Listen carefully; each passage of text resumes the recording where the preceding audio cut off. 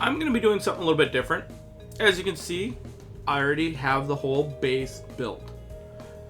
You know, if you look, I got all tons of resources, tons of favor. I'm in the Titan Age, or is it the Titan Age? No, the Wonder Age.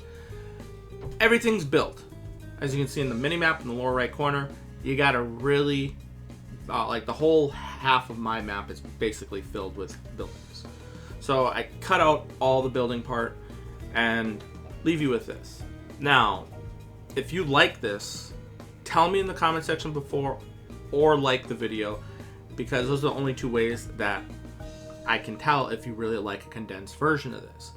And if you want to see the other videos as well with a longer build so you can see the whole process, let me know in the comment section. I really want as much feedback on that department as possible. And then I'm going to go and show you what I'm going to do. I'm going to do a showcase talking about, you know, the map I did here. This is on the Nile. And I really, really like this because they recently added a AI. That AI is in fact no AI. They're not going to do anything. So if you just want to build and you don't want to have to worry about them, or if you want to practice your builds and you don't have to want to worry about defending against the AI, you know, like practicing your timing for like upgrades and stuff like that, you can do so. The no AI, no problem. You're not going to have to deal with that for those who want to just play this game as a city builder or practice. So with that, I was able to build all of this without having to really focus on any kind of defense, building a military and all that stuff that would take away from the building aspect, which is what I really, really like in this. I mean, just look at this. This looks really good. There's 2 palaces right there, counter barracks. I got the walls. I kind of mixed this a little bit when I was building it with how they build it with Defender AI. They like to put 2 palaces or the equivalent of a palace right next to each other when they build them, and they usually have about 3 towers near a town center. So it would be something like this: 2 palaces, 3 towers, and like some walls around. And that's what I kind of did here, and I really, really liked how it turned out. If you back up a little bit over here, as you can see, same. And the reason why I picked Atlantean, or in this specific case Gaia, is because of her buildings. Certain ones will spread this lush. If you look over on the other side of the map, it looks pretty deserty, don't it? And if you look on my side, it looks like a mixture of like, you know, like lush with some of the desert mixed in. It kind of looks a little weird in some places, like here a little bit, but on the mini map it looks pretty good. You got one area where they're just mining. I was also playing on fast speed when I did this. That's a tip. If you just want to build and you want to speed up the game as quickly as possible, you don't have to worry about attacks, put it on the fast speed because it doubles it. So it says hour and 56 minutes up there. It's actually half that time. So if this got to 2 hours, actually only about an hour real life time was spent in game. So this whole map, the build that I did here, took me less than an hour to do. Now we're gonna scroll down here. I put a market over here in this corner because I like putting the markets in the corner. You know, just like they do this in the game, you know. Like if I wanted to, let's find a town center. Where would be the town center over here? Do I have a town center over here? Oh, okay, it would be right there. Yeah, I don't have one over here. So maybe it would have been better to put like a market like somewhere over here, because I think I have a further town center over here. Yeah, see, this one's closer to the edge. But overall, if I were to build some of these llamas, they would actually start following the path all the way to that town center over there. But really like it. 2 palaces there. And then I also think about it, how would this base operate in like a campaign style? That's like another thing I think about when building this. Like, how would the AI actually, I mean, they would build out of all the buildings. I'm gonna be real with you. So it'd be really hard to defend with all the palaces. So it's like what, 2, 4, 6, 8, 10, 12, 16. Wait, did I go from 12 to 16? 14, 16. So it's like almost 20 on just this half of the map, the right half of the map. And I didn't want to go crazy with having a bunch of farms and like a perfect square around it. So I took little notes from the AI and how they do it, and they just kind of spread the farms like this. And I kind of like the way this looks, like 2 here, 2 here, 2 here, and this one goes out 2 deep. Same thing over here.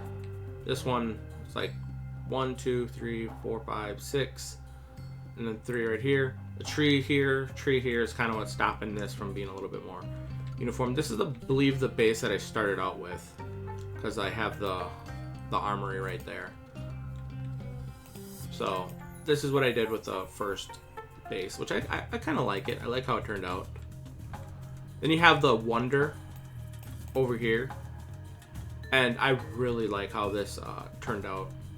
Let's see if I can find like a good, like that. So you have the 4 docks up and over here, just gathering resources. The wonder kind of in the central part where it's defended from the left and right sides. Not as far as back as I would have liked, but there's a town center there where I would have probably put it somewhere around here. So I went with the next best one that I think would look nice aesthetically right here. Got a town center there, town center there, town center there.